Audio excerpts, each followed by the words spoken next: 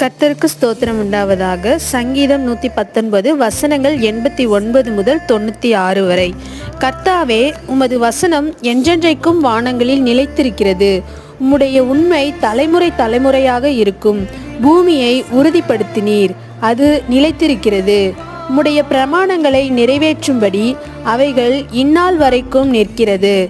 சமஸ்தமும் உம்மை சேவிக்கும். உமது வேதம் என் மன மகிழ்ச்சியாய் இராதிருந்தால் என் துக்கத்திலே அழிந்து போயிருப்பேன். நான் ஒருபோதும் உம்முடைய கட்டளைகளை மறக்க மாட்டேன். அவைகளால் நீர் என்னை உயிர்ப்பித்தீர். நான் உம்முடையவன், என்னை இரட்சியும். உம்முடைய கட்டளைகளை ஆராய்கிறேன். துன்மார்க்கர் என்னை அழிக்க காத்திருக்கிறார்கள். நான் உமது சாட்சிகளை சிந்தித்து கொண்டிருக்கிறேன். சகல சம்பூரணத்திற்கும் எல்லையை கண்டேன். உம்முடைய கற்பனையோ மகா விஸ்தாரம். ஆமேன். God bless you.